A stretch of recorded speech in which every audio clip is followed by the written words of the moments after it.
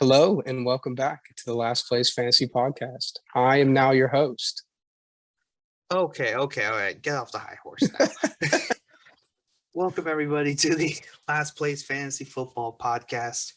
The voice you just heard is our guest of last week who had to step in for Ryan last minute. So we do thank you, Ethan McShane. How are you doing today? Oh, doing amazing. Happy to talk about football. Yeah, it is about that time. We're getting ready into week 11. I can't believe it's already been 11 weeks. It's been a very crazy season. But you are also talking to the league manager who, as I will double check here, is 6-4 in our league and definitely one of the top playoff contenders. How has the fantasy season been for you? Painful. It has been a painful 6-4. Lots of injuries, dealing with Calvin Ridley, just a lot of it. And there have been a lot of crazy trades, some not the best. But happy to be, and I think I'm in the second seed right now. Yeah, right? I believe.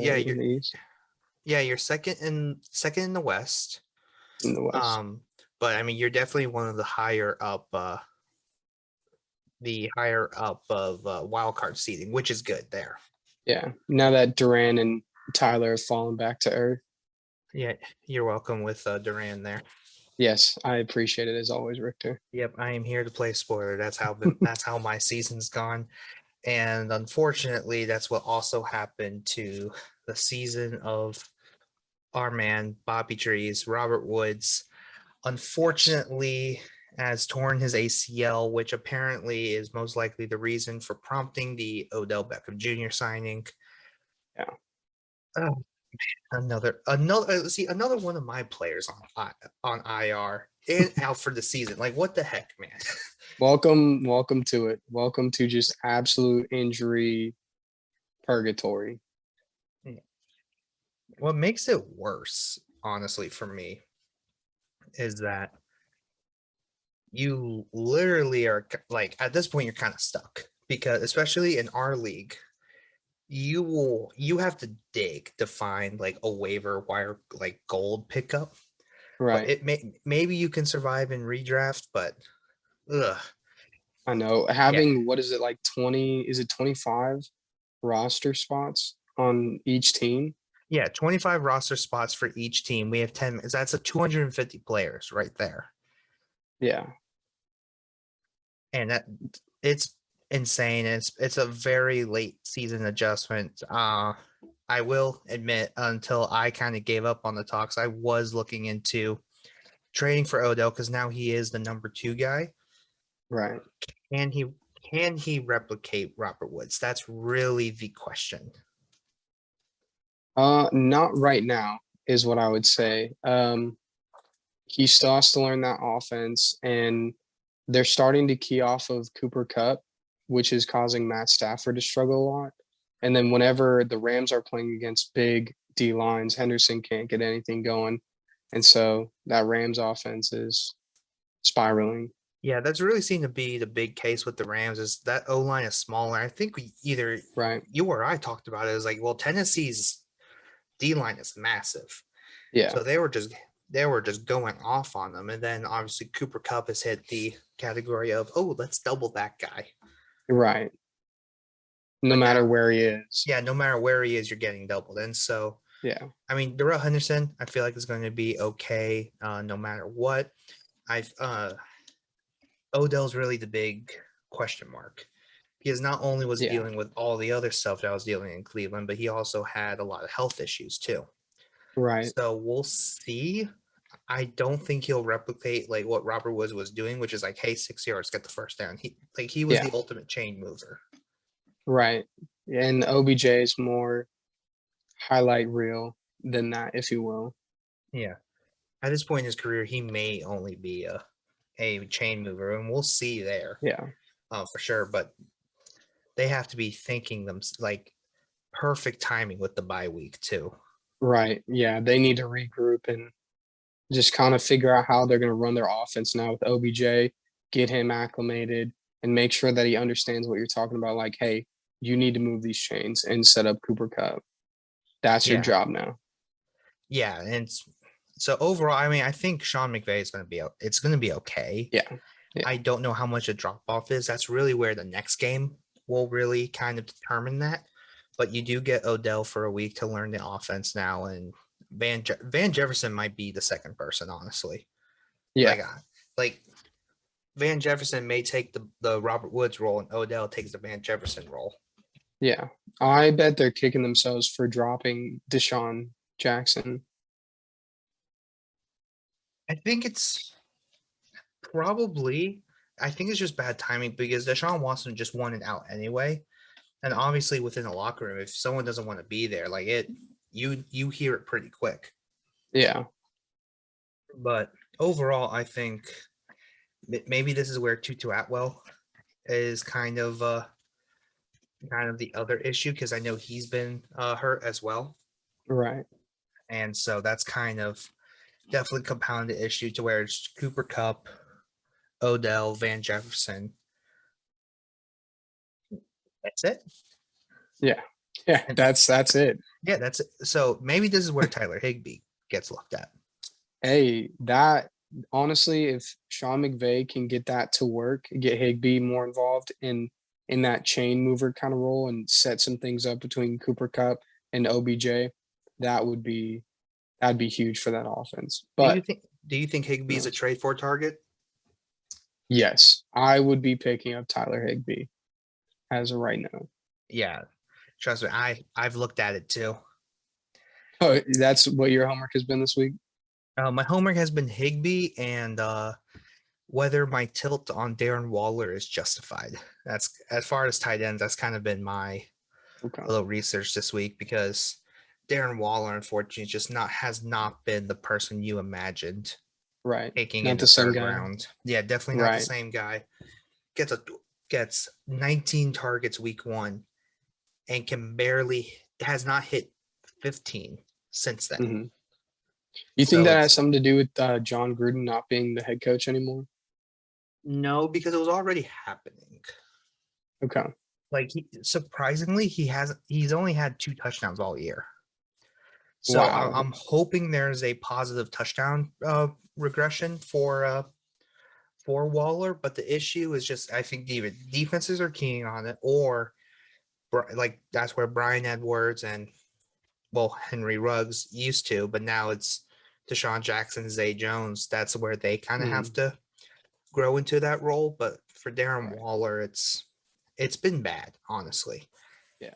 Because you think of it this way. So in one league that I do have Darren Waller in, first pick was Nick Chubb, second pick was Diggs. My third round pick was Waller, my fourth was Allen Robinson. Mm-hmm. To be honest with you, I don't know what out of those 4 draft picks, I don't know which one's the best one. Because so Chubb has gotten hurt, and he's just weeks he's disappeared. Diggs has had weeks he's disappeared, and he's not getting the same amount of targets like he used to, but it's not like everyone else is putting any work in. Right. Then Allen Robinson's fell off the face of the earth. Mm-hmm. And then with Waller, you're really kind of chasing week 1, but he hasn't killed you. The problem is that you drafted him in the 3rd round. Right. Right. And you could have gotten another running back over him, and then maybe took him. Honestly. Yeah. Yeah. No, that's fair. Honestly, it might be time to hang the cleats up on that team. Yeah. Let's just say on that team. Mm-hmm. So I'll give you the rundown here. Nick Chubb was part of a trade where I got Mike Evans and Saquon in return. Okay. And then Allen Robinson, I traded at week 3 to get Michael Pittman and Ayuk. Okay. Yeah, so that's actually a decent trade. I paired him with Michael Thomas, who no one knew at that point whether he was going to play or not. Right, right. And then I just traded Stephon Diggs and Elijah Mitchell for David Montgomery and DJ Moore. So it's a project team. So let's just say I'm 3-7 and trying to buy wins as much as possible, but the person I'm playing against is 2-8 and just acquired Dalvin Cook and CMC. So I'm just like, great. Yeah, so the toilet bowl Yeah. went from a toilet bowl to a tune-up game. It became an arms race out of nowhere. And Yeah. I'm just like, you're kidding me. That's funny. Yeah, but speaking of tight ends coming back, Gronkowski is going to be playing this week. About time.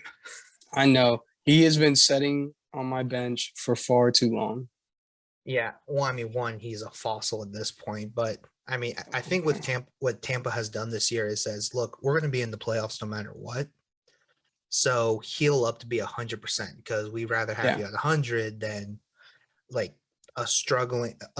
for you to struggle at 80% pretty much. So right. And when you look at that offense, they don't need him at 100%. They have AB, they have Godwin, they have Mike Evans, they even have Scotty Miller. Who's don't been sleep like on Scotty Miller.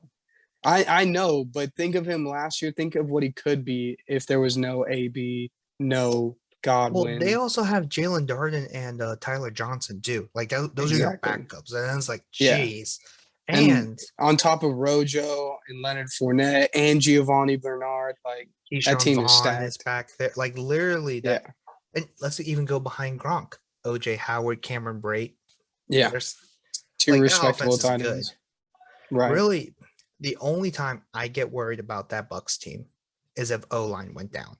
But with Gronk and like they have with Gronk, AB, Godwin a little bit, they have the luxury to be like, you know what, take your time, we got it. Right, which is nice for a team, but you can also see where they've struggled a little bit the last couple weeks without having those guys.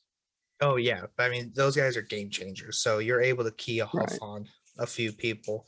I mean, obviously losing to Washington, they have a front four that could compete, and then now unfortunately lost Chase Young.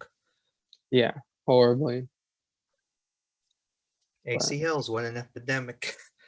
I know. I don't know what it is about the new age of football that is just taking so many ACLs. So I know.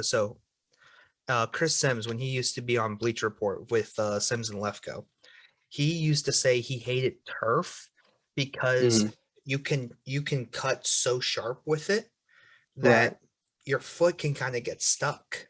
And so this was brought up. Remember when Alan Hearns was a Cowboy? Yes. And his ankle basically snapped.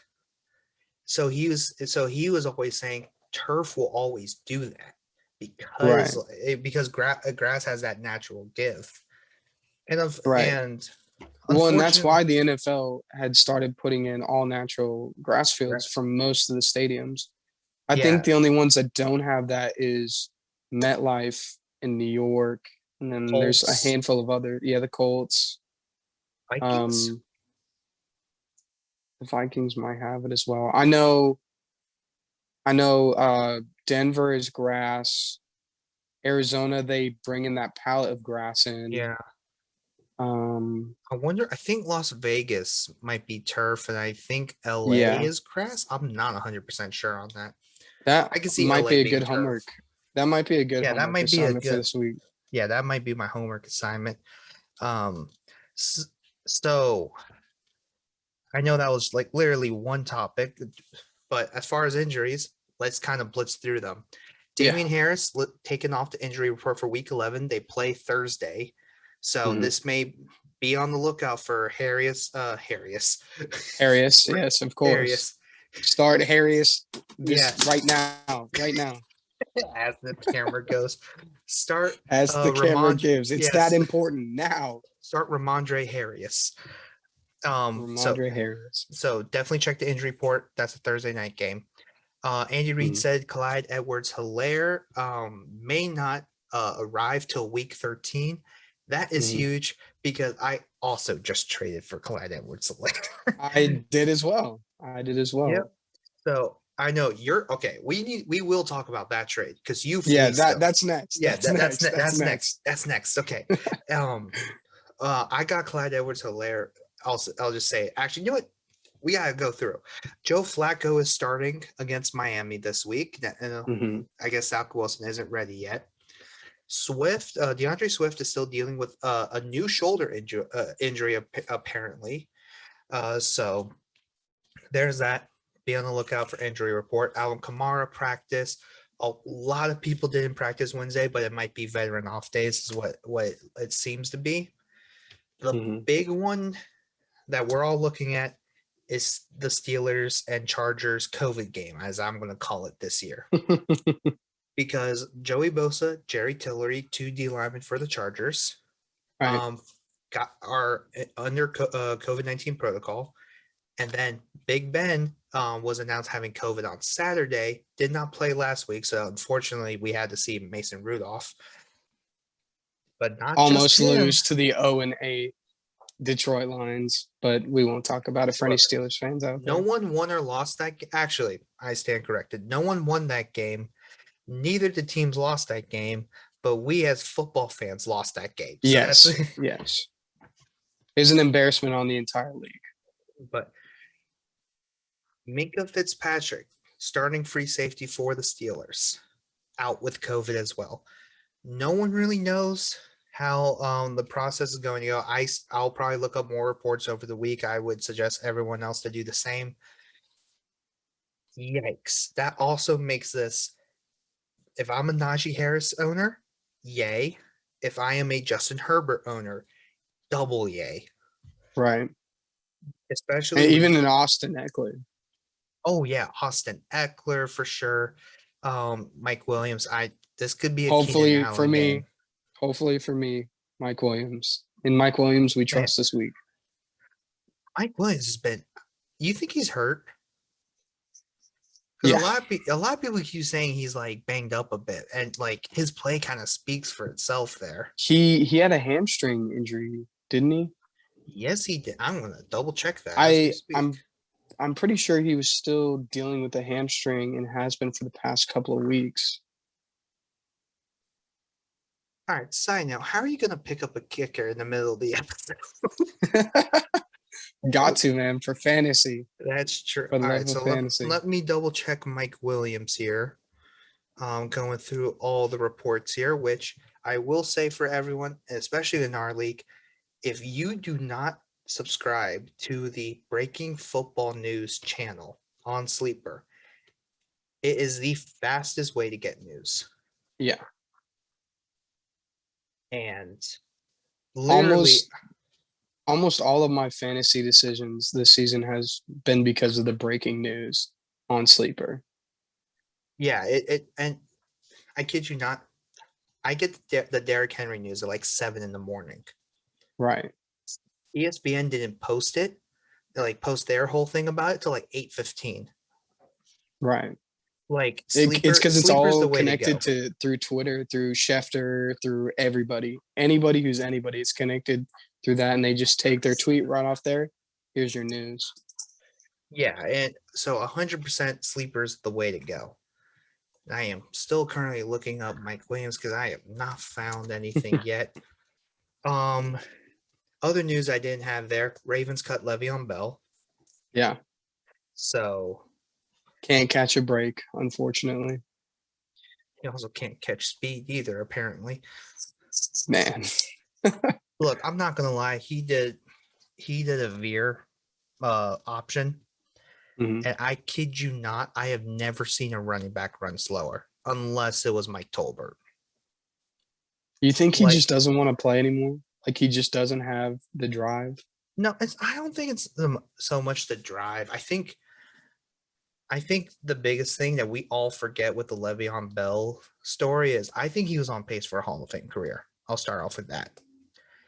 I think the Steelers financially did something really screwy, and I would love to see fixed sometime, which I don't know if anyone remembers it. Basically, they kept franchise tagging him. So the moment you see a drop off, you can be like, oh, you're a free agent now. And the only thing Le'Veon Bell was asking for is like, hey, can I get like guaranteed money here for the year or like for a couple of years? Right. And they just didn't do it. And he goes, fine, I'm just going to hold out. And then that's kind of the rest is history from there. Yeah.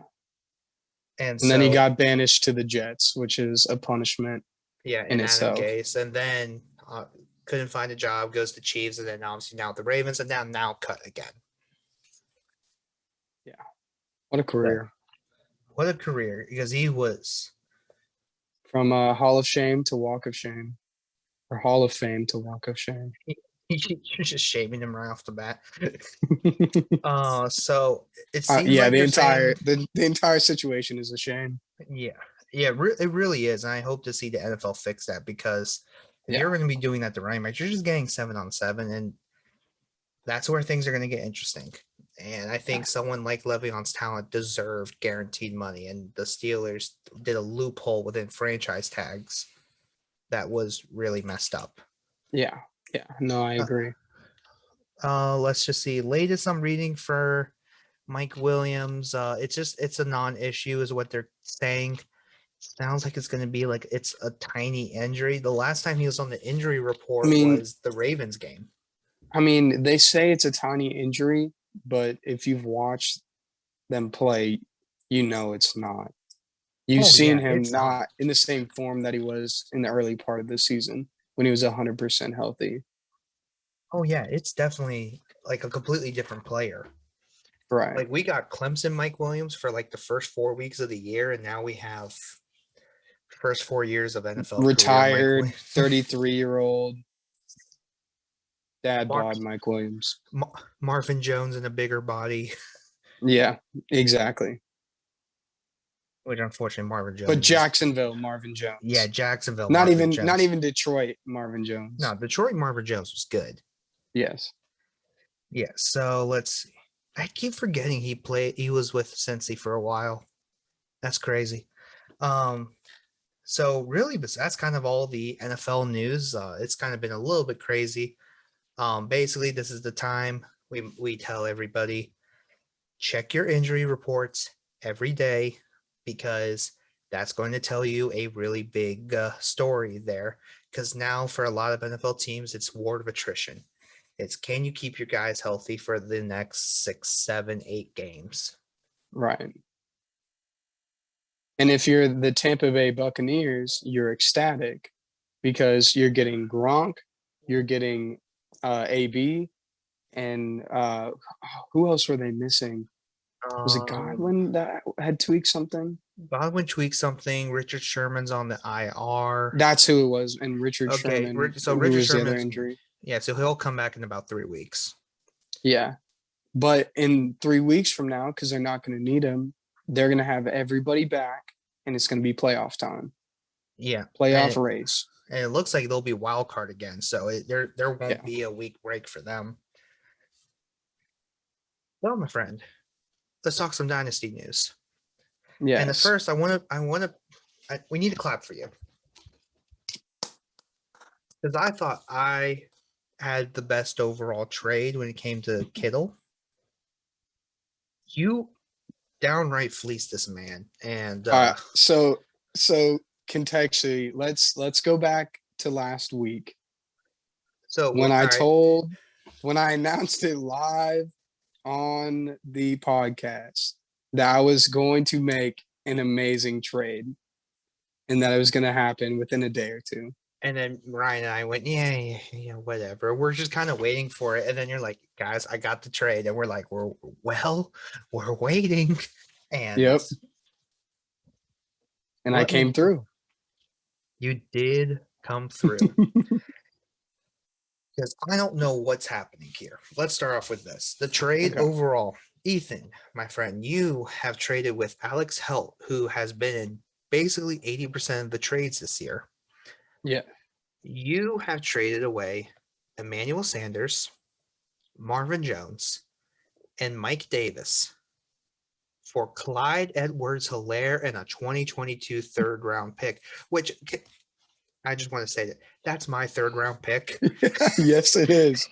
It sure is. It's got to be a high draft pick, dang it. But let me tell you, congrats. Thank you. I think Helaire is still going to be good. They just have not figured out what to do with him. Yeah. And I kind of blame more on the coaching staff there. But he was showing to be really good this year, too. He had a couple games that went good, and then, boom, injury. Just injury, yeah. You basically got him for, like, day-old chips. Nothing. Yeah. I got him for jailbait. Yeah, let me tell you. this is the most valuable Mike Davis has been all season, real life and fantasy. Yeah, Marvin Jones has kind of been toiling away under Trevor Lawrence, unfortunately, and Emmanuel Sanders has been probably the most inconsistent I've seen him since he was with New Orleans. which is saying something. Yeah, which is saying something. And you're set for you get the third round pick. Good for you, which I will say, I'm starting to look at the draft class for next year. Feeling it. Like, I don't see like, oh, hey, that's a fantasy game changer right there. And Yeah, I think part of that for me is that I drafted all my quarterbacks this year. Like I right, grabbed all the right. rookie quarterbacks, so I'm not personally looking there. But when it comes to running back and receiver, not feeling it.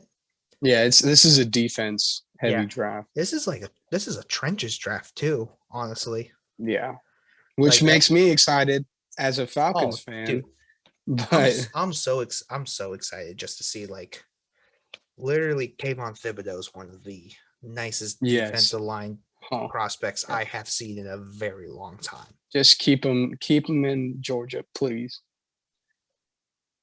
You ATL. better you better keep him in Georgia. And then Evan Neal has been fantastic, but you will get that episode in a while from now. But Right. let me just tell you, that trade was so good. And I think that was a future move because the funny thing is Ryan and I both basically said, you're not set up for next year. Yeah, you're going to This need a running back. You're going to need a running back. You're going to need a running back. Mhm. And I said, I listened. You did listen, but you do have some ammo now to try and like get a new back if you wanted to. I don't know who that would be, but you do, and I will tell you, like, good on you there. Because I mean, quarterback is set. Now you have at least have a starter for the year, and then Right. Nick Chubb will see. But I mean, we're gonna look at your team real quick. I mean, Josh We're, Jacobs will see, but Nick Chubb, like you got yourself set up pretty good. yeah, hope so.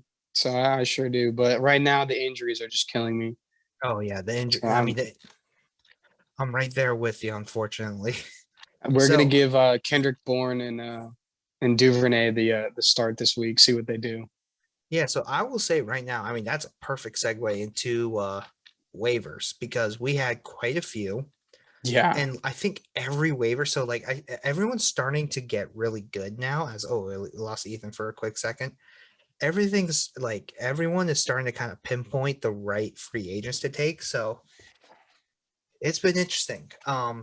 Probably one of my favorite ones, Jacob Durant. Somehow Dan Arnold was on waivers. That was a mistake on the entire league. Um, I I will say there's one I love for you, and I want to get back to it. Kendrick Bourne, I think is going to be all right. Yeah. I Deonta Foreman got picked up. I picked up Cam Newton. I'm pretty ecstatic about that. I picked up Marcus Johnson as well. I'm going to chase points, see what happens. Right. Picked up the kicker mid show. No, just kidding. It was You did. before the show. Give me some credit. It was right Yeah, before the show. I saw the notification mid show, so Okay. no, he's in the clear.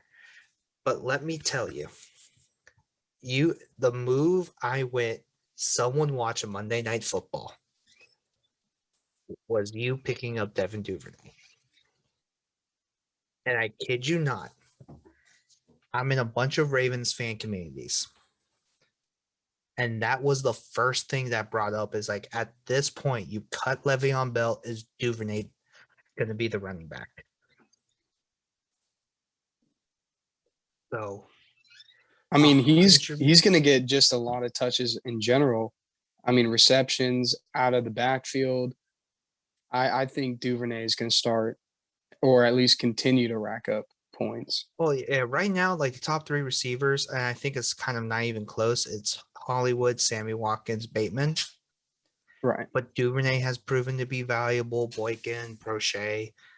I will tell you, for Devin Duvernay, though, he is the biggest of like as far as the stockiest of all the of all the wide receivers. And you're looking at and seeing Debo make it work at Yeah. running back, which to be honest with you, I don't think that's just a one-time thing. Right. Because at this point, if you're in such bad running back help where you have to use Debo, that also makes me hope in Ayuk a little bit more. But teams were starting to key off on Debo being the number one guy. I think the Ravens might follow suit. And I truly believe that because they have to fix something with the running back. That's for sure. Hey, and if they do, I'm here for it. I'm starting him, and I'm hoping that he's going to continue with what he's been doing. Give me some points. Yeah. I mean, aren't we all hoping that? Ravens play Chicago this week, so that's going to be an interesting first test for sure. Yeah. Yeah. Oh, man. I mean, secondary wise, front seven, if they move him to running back, I would be a little more concerned. But if they keep him at wide receiver in kind of the same role that he's been playing, especially with Hollywood down right now, I feel really good about Duvernay this week. Yeah, I mean, I think Duvernay will definitely help out, but I will say I had a name for sleepers, and I'm actually about to. I in my mind I've changed it 100% because you just brought a really good point. I mean, personally, I am so happy about Cam Newton. It looks like he's the starter. Mm-hmm. So at that point, he's a QB1 immediately. Okay, interesting. So is that your sleeper for the week? So Cam's not my sleeper for the week. Okay. I thought of another one, but he was in the running, that's for sure. Okay. Yeah, top 3. But the thing for Cam is he can't be worse than Darnold. That's kind of the one thing there. But also, as far as fantasy, the running the ball, that's going to help out because he is by far. I think this is also kind of an indictment on Chuba that they brought in a running quarterback who will take goal line reps. Yeah. So that's basically it's like, well, Cam's going to So take they that. can't have Chuba cough up the ball again. Yeah, but you take reps away from CMC. Yeah. Because but that's what CMC needs as a player. Yes, 100%. And even though fantasy managers don't want to hear that, they should be happy about it because instead of getting 4 of the greatest fantasy football performance ever, they're going to get CMC for the majority of a season, still getting high 20, 30 points. Yes, because every single week. Because you're not eliminating his role, you're just taking it back a little bit. And then you're just hoping that the rest of your offense can and it's not even taking it back a little. You're just not killing him anymore. Yeah. I mean, I'm trying to think. Like it happened to Jamal Charles a little bit, DeMarco Murray a little bit, some of the running backs in the past. CJ2K. Yeah, CJ2K is probably the best example of that. Where if you just abuse a running back early, they're kind of done after year 6 or 7. Right. Which is what I'm worried about with Derrick Henry. On one hand, I am worried, to be honest with you. But on the other hand, he is not your typical running back. Yeah. And by right, I mean he is 6'3", 250. That's a grown man. Yeah, that is a grown man. And I think he'll be okay. I feel like Dalvin Cook, you could also have the same argument. I was like, ooh, I'm a little nervous here. Yeah. It'll be interesting. It makes me excited. Makes me glad to be a football fan. Yeah. And so almost totally forgot what the next thing was, but that's kind of all the dynasty news as far as our rosters. But yeah, we did mention earlier it is week 11, so we thought, why not look at some playoff pictures? So we're going to start with the NFL as I am going to bring it up real quick. Let's see here. Great podcasting, Josh. It's just dead air. Let's see. It's all right. Just edit in the Jeopardy theme music in the background. Yeah, and then immediately get copyright. Okay, so you should see the remix screen it now. Put a little trap beat on it. Look, man. Oh my goodness. So we're gonna look through. I say within the first 10 weeks, the AFC is insane. Yeah. NFC is. Well, I I think mean, the you have Titans went from they suck to, oh, wait, they're these guys great, are Super Bowl contenders. and I think the Bills were on the top for a little bit, and then everyone went, "Oh, you can't run the ball." Oh, you lost to Jacksonville. Yeah, Jeez. and now the Ravens lost to Miami. The fact that the Ravens are the 3rd seed right now is a testament to how they built the team, Yeah. because any other team with that amount of injuries, they're done.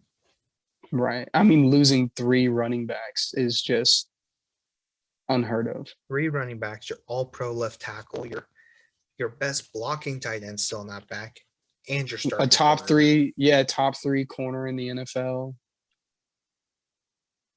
Just insane, like insanity, honestly. And who would have thought the Chiefs would be the 4th seed right now? No one. If you had said that to anyone, they would have locked you up in the loony bin.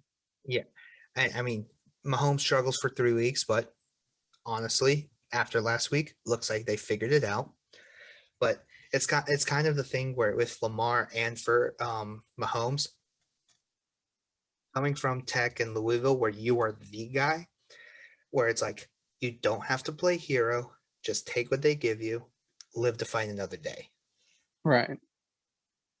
And then the defense started holding up, and then we'll see what happens with CEH, but that should only get better.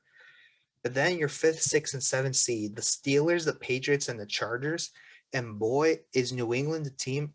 If I was a top contender, I do not want to play. Yeah. The Patriots look for real. Mac Jones looks like the second coming of Tom Brady. Yeah, like literally play style, everything. That defense is playing out of its mind.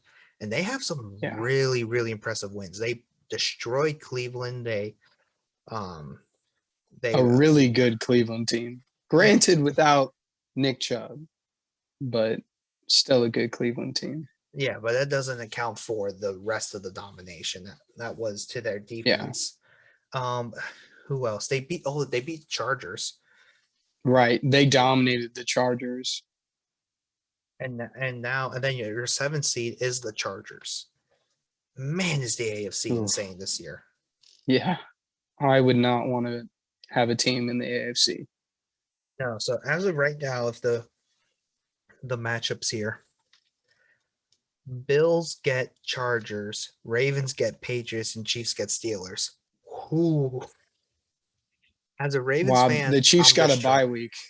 The Chiefs got a bye week. Yeah, because even then, like, what's crazy is the Steelers with Ben is like the oldest of old school teams. They are playing through the defense. They're just running the ball, short passes, eat a clock. And that's one thing we talked about last week too with their defense now is without TJ Watt, and how is he going to be come playoff time? It's a whole lot of interesting stuff going on there as well. Yeah, very interesting. And then let's not forget, there's still Cincinnati and Cleveland with 5 wins. So this is not even a guarantee. Oh yeah, it's an arms race. Even the Ravens at 6-3, like I still don't feel confident, but a large of that is because I'm pessimistic and fearful. But so who out of these top 7 teams do you have the least amount of hope in? The Steelers. 100% the Steelers for me too. Now let's go down to, let's see on the bubble. And there's 5 teams I want to bring up. Bengals, Raiders, Colts, Browns, Broncos. Largely because they are the teams with 5 wins that are outside looking in. Right. Which one of these 5 teams do you think could be do you think can make a run? I can sum it up in one name. Jonathan Taylor. That's who I was thinking too. Taylor is going to carry the Colts into the playoffs over the Steelers. So Mark my words. I was thinking there. I think Raiders fall off. I agree. I think Browns fall off. I think Browns are just way too hurt right now. I think people are going to be surprised next week when Nick Chubb and Kareem Hunt are back. And they're going to have a resurgence into the playoffs. Possibly. They played Detroit this week. Exactly. What if they lose to Detroit? At that point, I would have less hope in them than I have in the Steelers, Yeah, which is saying because something. what's crazy is that Detroit has played every AFC North team competitively, Right. which is hilarious. The But that's Bengals, just what Detroit does. yeah, it's so close. It's all right. So it's like the South Park meme. It's like, and it's gone. That's Yeah, basically Detroit exactly. in a nutshell. I think Cincy could make some noise, honestly. I think they just have to kind of get out of the rut they're in at the moment. But I really think Yeah. it's can you beat Pittsburgh?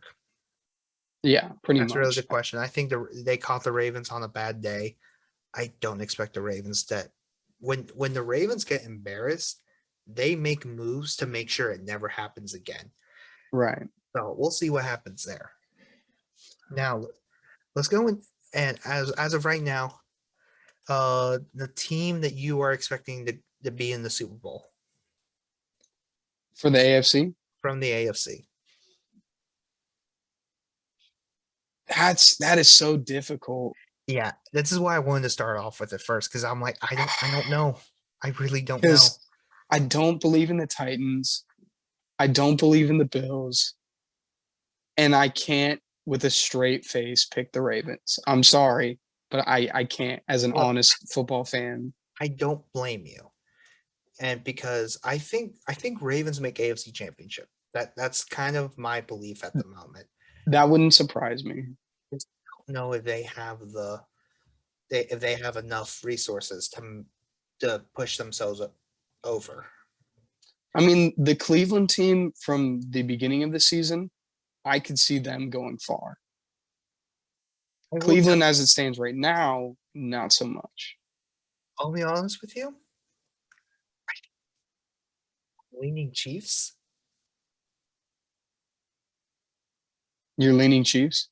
I think I like gut just tells me the Chiefs. And the reason why they can run the ball, but if you get Mahomes going, you're good.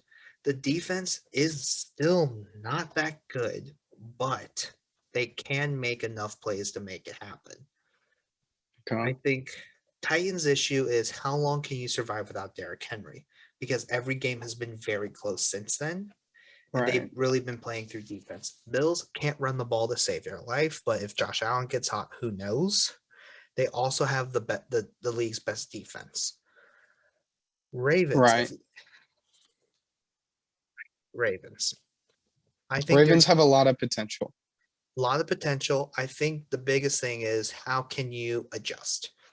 Because Okay. if the Ravens can make it, if you're only down by a possession going into the second half, you better look out because Yeah. essentially it's 0-0. I think the Ravens have won enough games falling behind to know what to do when that goes.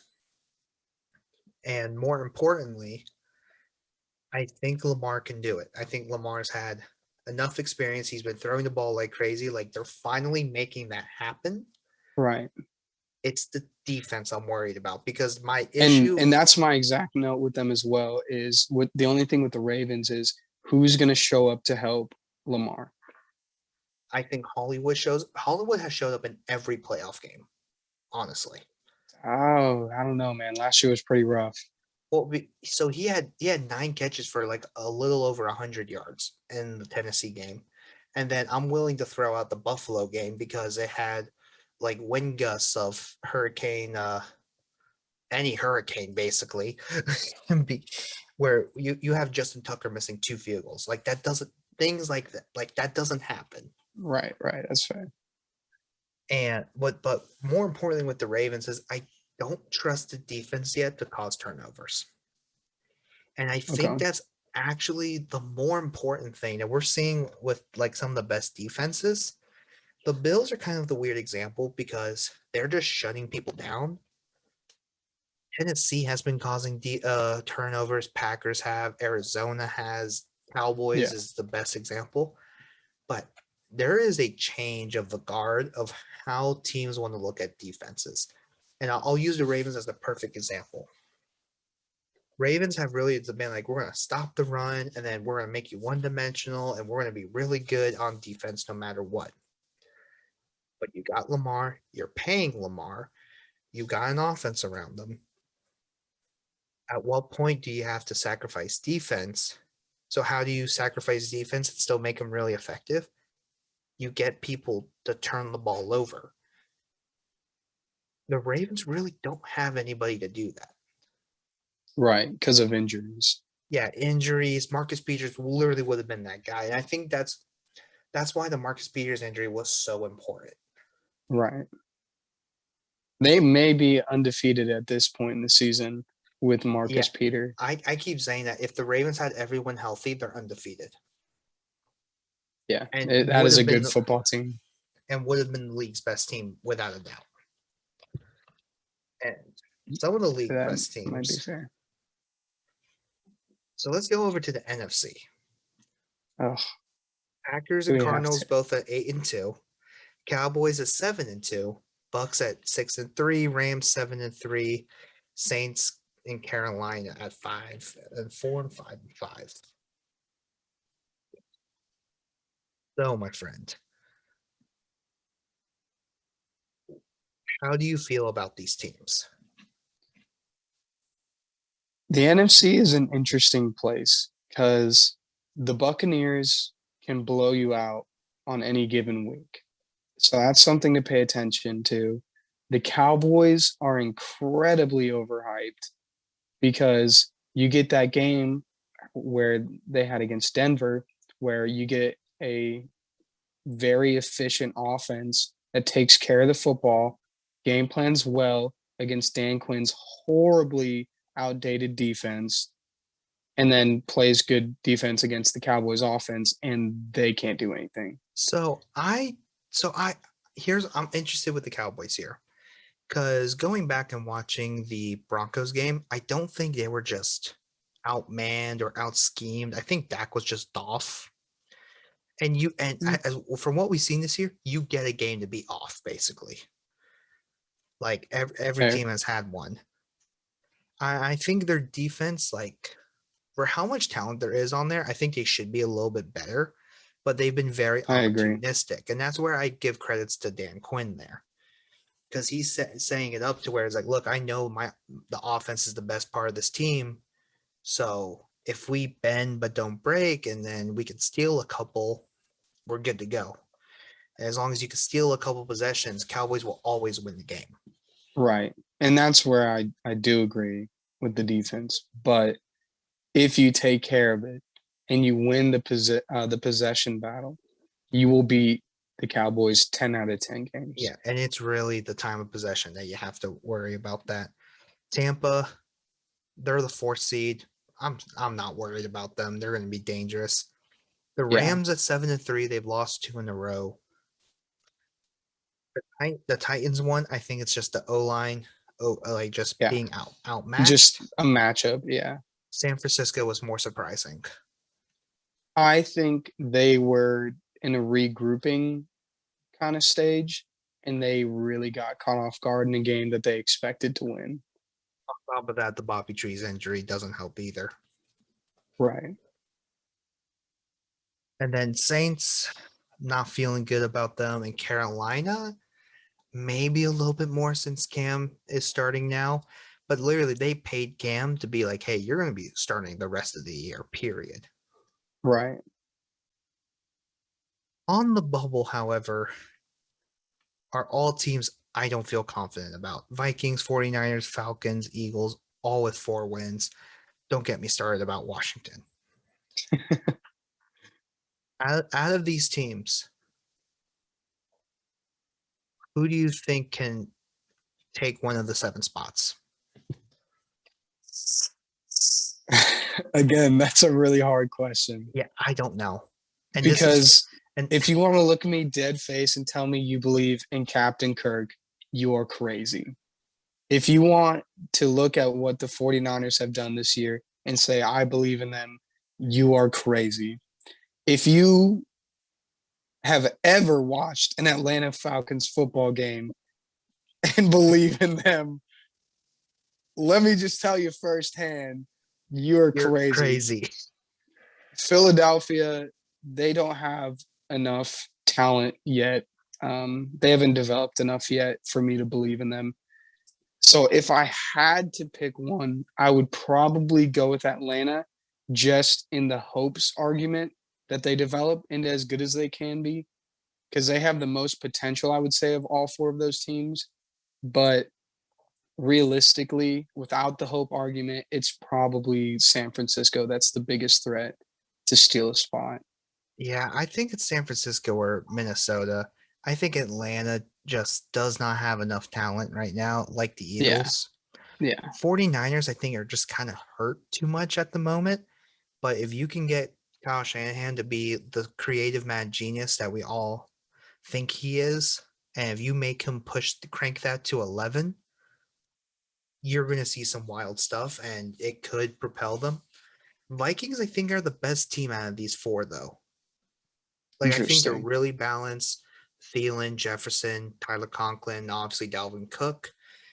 Their defense is not the worst. Definitely not the best, but it's not the worst. Right. They feel, Well, I mean, they're one of the highest sack teams in the NFL. yeah, that's really the problem. But if you can get that offense to kind of catch fire, True. they can make a run. I don't think they would be a Green Bay or a Yeah, Arizona. and that's more what I'm saying is like if you say okay, the wild card matchup is Arizona and Vikings, they're going to get blown out. If you tell me it's Arizona and 49ers, I'm going to raise my eyebrow and be like, I know which NFC wildcard game I'm watching. Even if you tell me it's Atlanta and Arizona, I'd be like, huh, that might be an interesting game, more interesting than you would think. And now I know what Atlanta looks like, but there is so much potential on that football team. Like it's brutal to watch. Trust me, I'm a fan. It is brutal to watch. But if they were to click the way that they could, again, in a perfect world, that's a dangerous team. I mean, you already saw with New Orleans, but Yeah, go ahead. with like half the game, do you just cover your eyes and just be Yes. like, I hope this works? Yes. Pretty much. I just I spend a lot of time with God, honestly. It's just, it's just a lot of prayer. It's gonna take a lot of prayer to make sure it's like, oh, Matty Ice, can you come back to 2016 or 2010? Uh, I mean, you lose Calvin Ridley, Cordero Yeah. Patterson might be out. Um, For this Thursday. Yeah, yeah, it's Kyle looking Pitts is looking your like number that. one option. Look, if they're 4-6, like it's okay.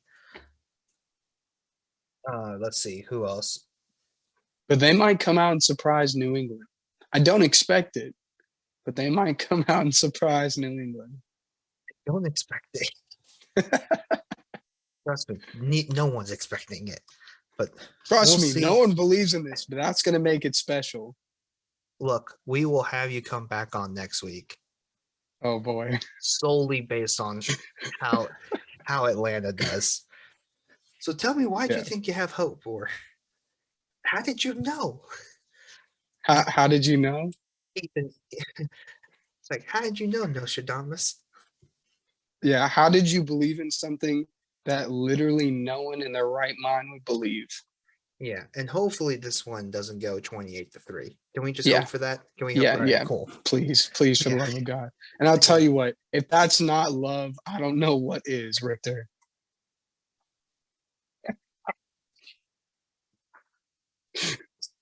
Oh no! Oh no! Oh boy, we have.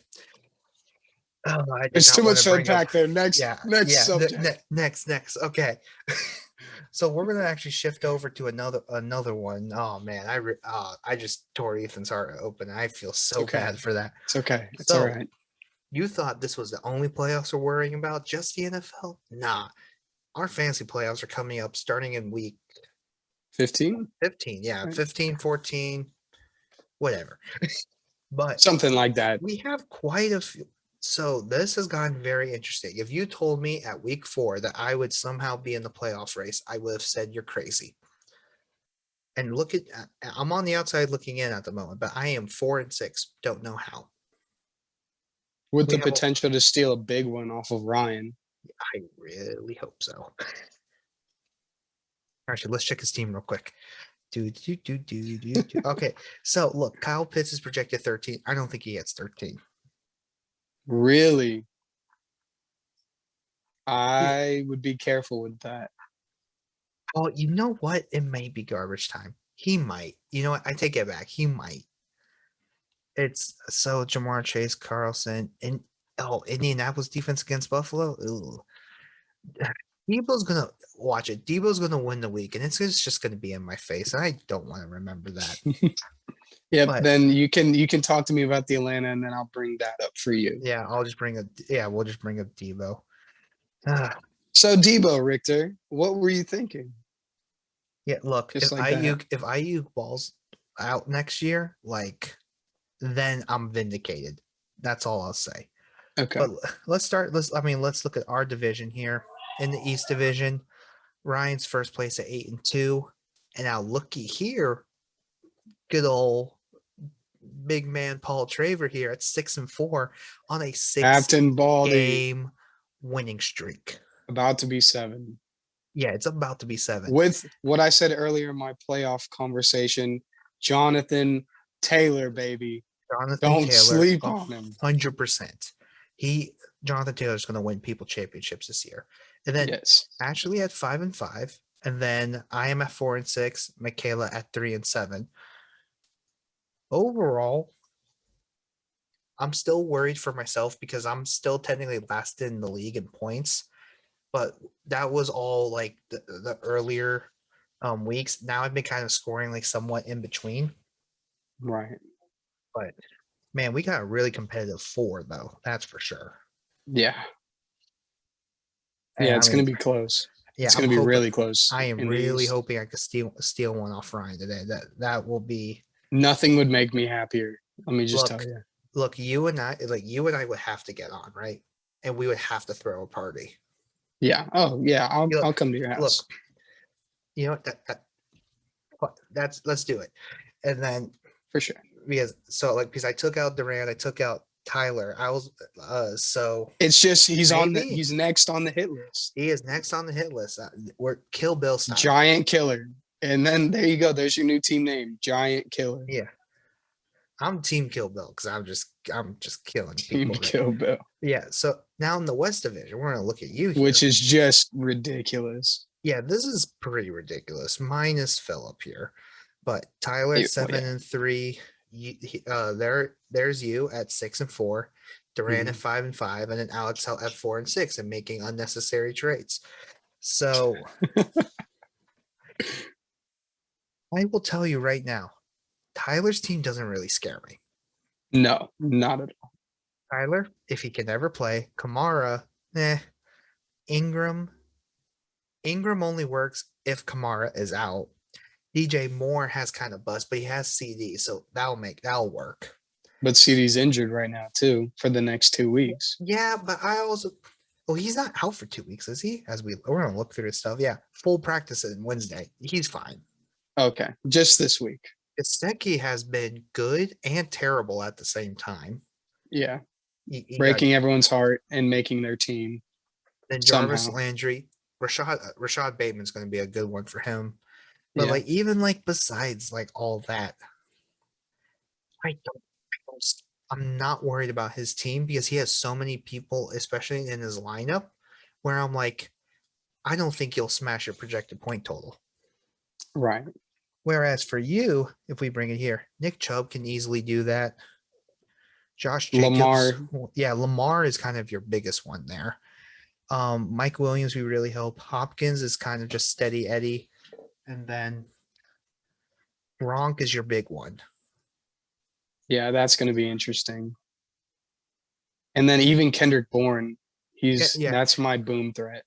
Yeah, Kendrick Bourne is your boom play there. So, and then what I've seen the last, 3 weeks and then playing Atlanta this week, I'm really excited for Kendrick Bourne. Oh yeah, I think Mac Jones is starting to really ball out, and then it's starting to finally come together. It didn't look like it at the beginning of the year, but it's starting to finally come together.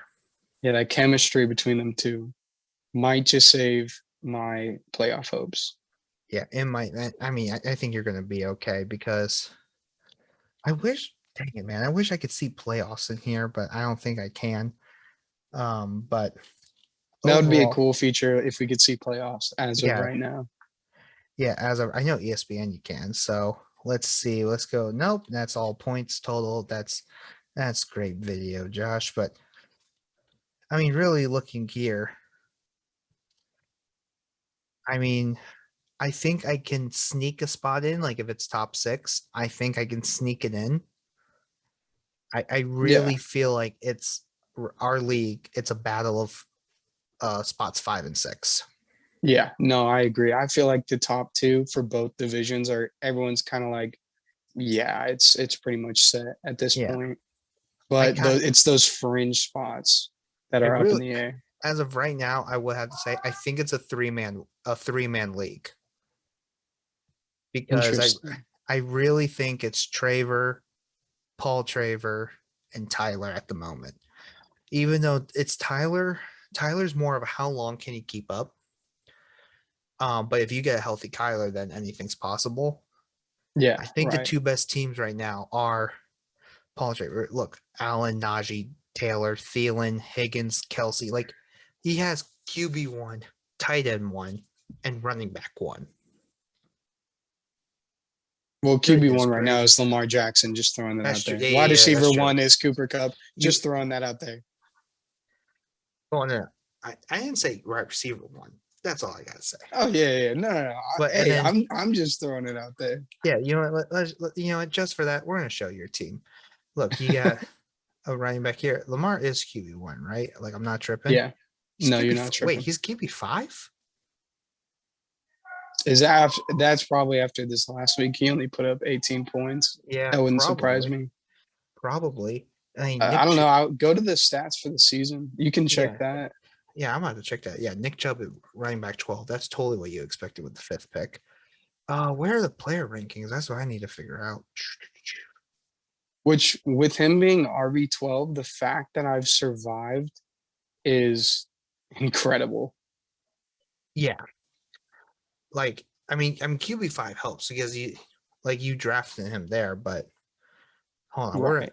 we gotta I gotta check this out. I gotta do my own research. we got I just want to check this board. Where is Cooper Kupp? Wide receiver 1. Literally, he has not had a game. Oh, he had 5 targets in Arizona and still got 11 points. Yeah. So on the season, Lamar Jackson is QB1 in terms of overall stats. QB2 is Mahomes. Surprisingly, they're separated by 3 points. And then Allen's is QB3. Interesting. QB4 would So they're surprise in, you. It's Jalen Hurts. no, I'm not surprised at all because he Okay, always yeah, gets his yeah. points 4th quarter. And then Jonathan Taylor finally passed up Derrick Henry, which is The ridiculous. fact that it took him 3 weeks. Yeah, is just unbelievable. Yeah, that's insane. But overall, I mean, I think it. Trying to think of the best way to put this, but overall, I think our league is very interesting because there's a couple of I think your team is included, my team, Jacob Duran, Yeah, and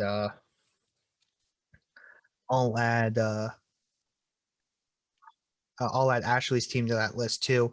We're all competing for 2 spots, but yeah, even then, it's really like I think the magic number might be 8 wins. Who can get the 8 wins out of us? Because yeah, the issue is if we're all either losing to each other or like beating everyone else up. And so it's really kind of thrown everything for a loop. So it's like your top 3 teams, everyone else is in like this nice the like sub tier. yeah. And And it's now I don't know if I can do it this week, even though it is Philip. I mean, I have no Cooper Cup, so I'm literally resting my future on Duvernay and Kendrick Bourne. yeah. Herbert pick. He has Gaskin, McNichols, Agnew. He has Justin Jefferson. And then TJ Which Hawkinson, we'll see. that's my second round regret is not getting Justin Jefferson and getting Calvin Ridley instead. I think if I have Justin Jefferson over Calvin Ridley, I'm number one in the West. I can see that.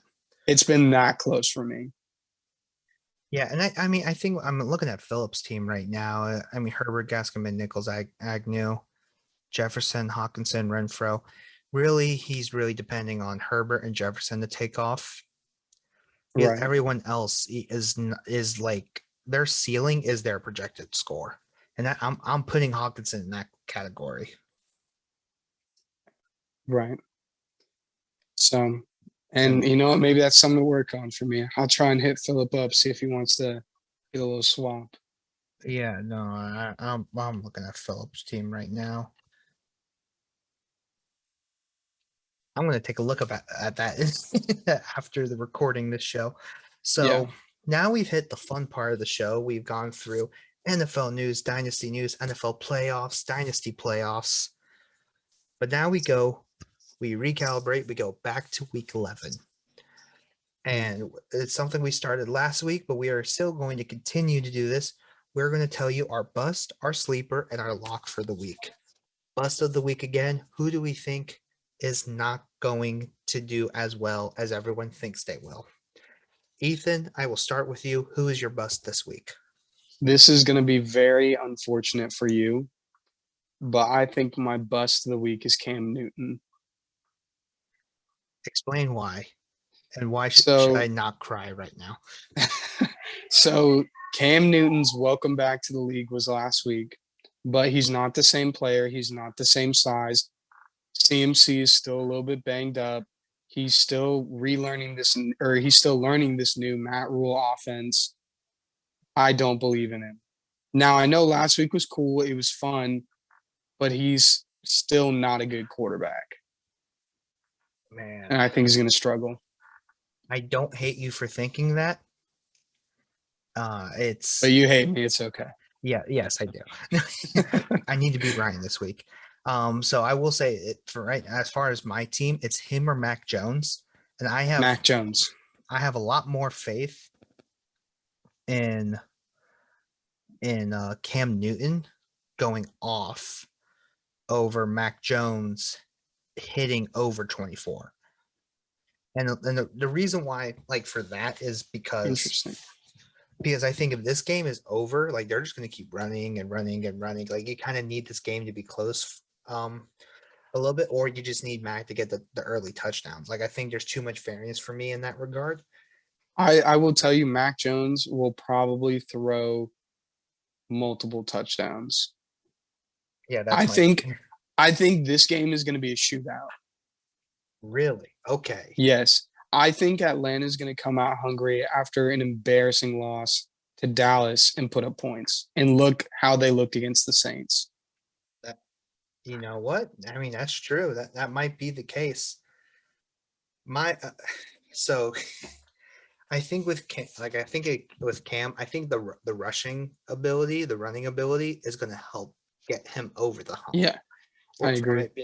From it being a bust. But to be fair, the funny thing is, in his career, this has to be the best receiver core he's ever had. Right. DJ Moore, Robbie Anderson, Terrence Marshall, and then CMC as well. Like, this is such a better Panthers team that he had, the one that even took him to the Super Bowl. I don't know. Don't forget about Ted Ginn Jr. Don't slander that man's name. No, I'm not slandering that man's name. I'm slandering Kelvin Benjamin. Kelvin ate too many Popeyes Nick, whatever. Yeah. And then but he also had Michael Orr at left tackle. Yeah, true. And then they got blindsided in the Super Bowl. It was just unfortunate. Yeah, by probably, fair to say, one of the 5 greatest defenses in the history of football. Yeah. Very fair. And old man Peyton Manning. Yeah. Got replaced. Noodle. Yeah. Lynch. Was Paxton Lynch or Brock Osweiler? Brock Osweiler. took over for him and then choked Oh in the first round no, of the playoffs and got replaced that's by Manning, right. and they That's rode him all the way to the right. Super Bowl. Never Yikes. forget. Never, dude, I totally did forget that. Wow. Crazy how fast the league changes. Yeah, true. Very true. So my bust you're not gonna like. It's okay. Just I already know. I put it down as Kyle Pitts. And Okay. because part of me is thinking the amount of double teams Kyle Pitts is going to get Thursday is going to be insurmountable. Now, I will say this, there is a major caveat with this selection. If Cordero plays, it won't be that bad. But if Cordero doesn't play, Kyle Pitts is not getting anything. True. But he did dust New Orleans in double coverage. Marshawn Lattimore and oh my goodness. Is it Marcus Who's Williams? their safety? Marcus Williams, thank you. I got you. So And of course only I would know that. that is true. I think so. The thing is like New England, JC Jackson, Yeah, and very true. McCourty. Like I don't know if anyone's seen it. JC Jackson has been on another He's level for real this year. he is for real. He will be the next highest paid not safety corner. Like kind of the reason they got rid of Gilmore was they went, oh crap, JC is good. Yeah, hold my beer and get Stephon out of here. Yeah. Make that a shirt. Well, you know what? Well done. I like honestly, I've been killing it tonight. I had the Le'Veon Bell Hall of Fame to walk of shame. I've been on one tonight. Look, you know what? We may be talking afterwards. We're gonna be thinking that. But yeah, I still think Kyle Pitts it's gonna be tough. Like I agree.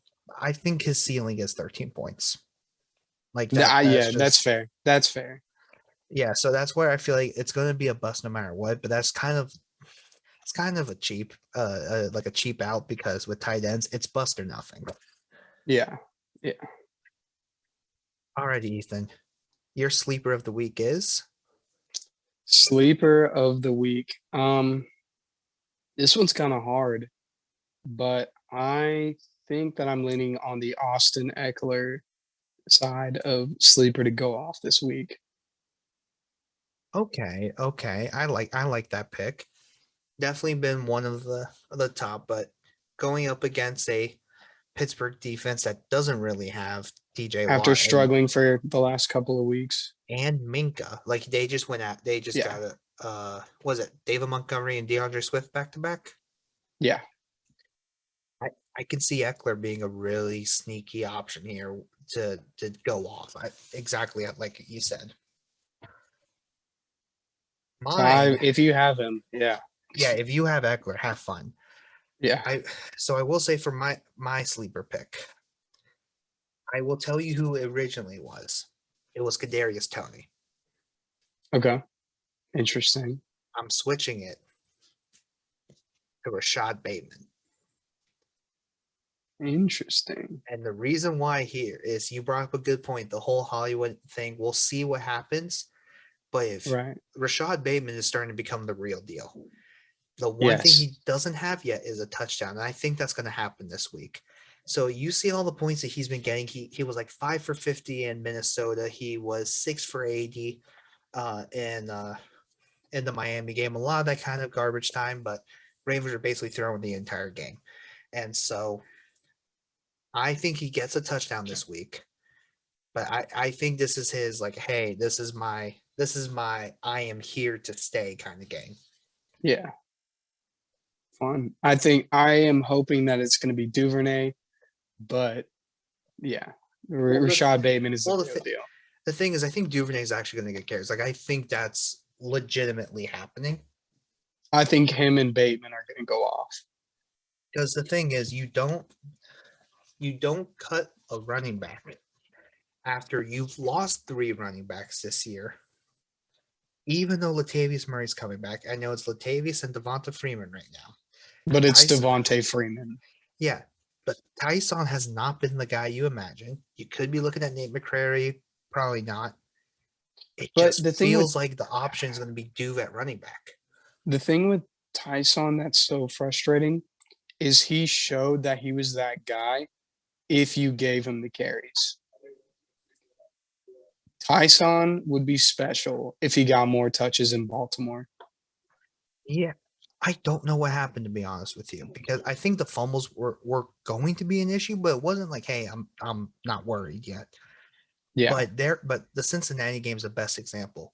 It's 4th and 14, and he steps out of bounds after gaining 12 yards. Was he got hit and then went out of bounds, and you're like, what are you doing? Yeah. Like, if there's so, I think for him it's nothing physical, but he definitely took a couple shots and just went, oh, what's going on right now? And so I think he's just it's been mental tricks for him, like, for sure. Right. And so I'm really hoping he kind of regroups after this year. I still think he can be really good. No, I agree. And he showed it in that first game that he came in. I personally say, like, I think Justice Hill is gone, and I think it's going to be Tyson's spot to lose. That's personally my opinion, that it's going to be J.K. Gus Tyson next year. No, I agree. I agree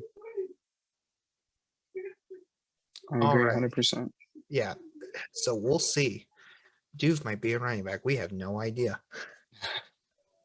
Your lock of Hey, if Cordell Patterson can do it, Doof can do it. that, you know what? It's been a weird trend. If you really think about it, it's been really weird, but yeah, it's really but it's working helped out to the teams that really needed a running back. Right. So my lock of the week, I think I'm gonna go with Nick Chubb. Ooh, I like that.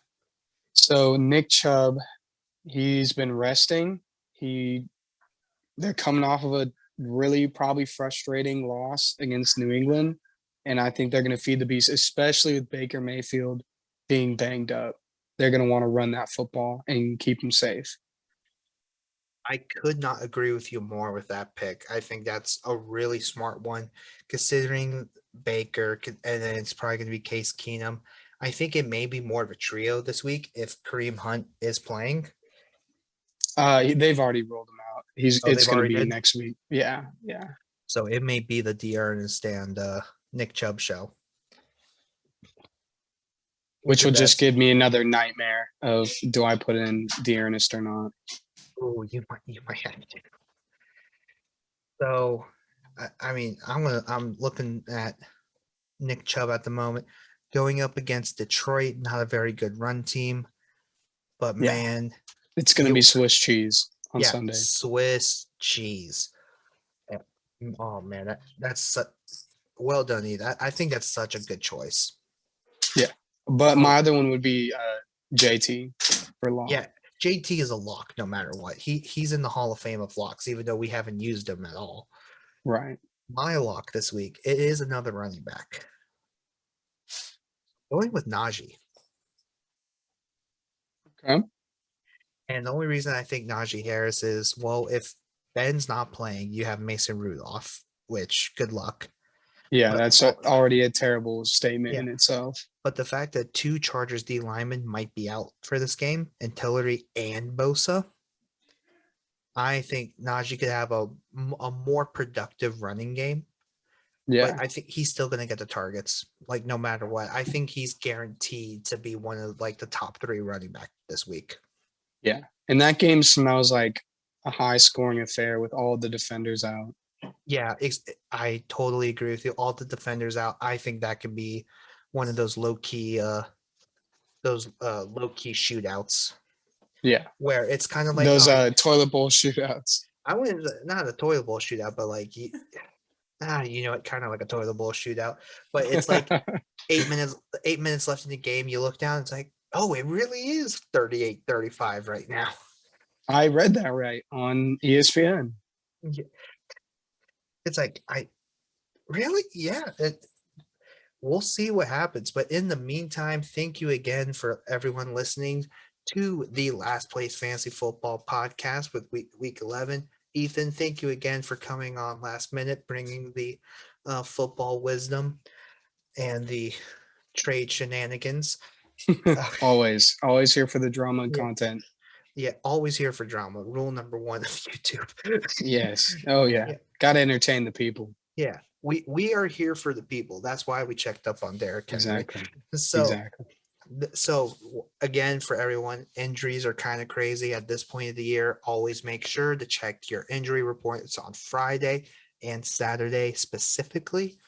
And then obviously Sunday, you'll get a word of inactives, but definitely check Friday and Saturday again. You'll get a better understanding of who's playing and who isn't. Saturday night and Sunday morning specifically. Yeah, that couldn't be like more important to the week. Yes. But in the meantime, I will tell everyone you're hearing us talk about trades. You're hearing us talking about picking up these random people off the waiver wire. It is that time of the year because fantasy playoffs are coming up. So everyone, this is where the fun begins. Yeah, probably everyone is out there like they've said Duvernay like 15 times tonight, and I have literally never heard of who that is. Exactly. But he's going to guarantee me a playoff spot. Look, and I'll have it said right here, right now. If he gets a touchdown, I'm calling you. That's all I'll say. But you can find the Last Place Fantasy Football Podcast not only on YouTube, but we are on Anchor, Apple Podcasts, and now Spotify as well. So you can catch us on all of those platforms. And in the meantime, thank you for listening, and we will see y'all next week. This is your host. No, it's not. Ethan. I am the host. Yes, I am now the host. Thank you for listening to my podcast. No, I am. See you next week.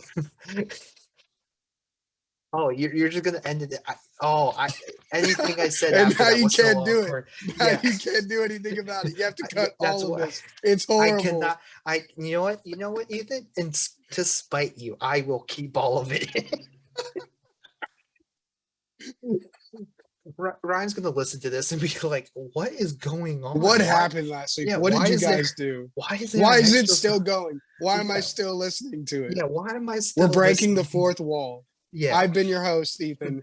We'll see you next week. No, yeah, no, that's not gonna happen. I mean, the invitation's out there. That's all I'll say. Bye, everybody.